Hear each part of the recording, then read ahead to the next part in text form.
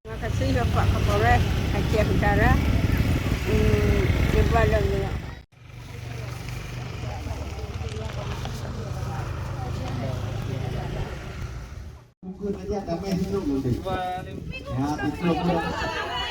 banyak kepada Pak Kapolres Aceh Utara, semoga mudah rezeki panjang umur, sehat selalu.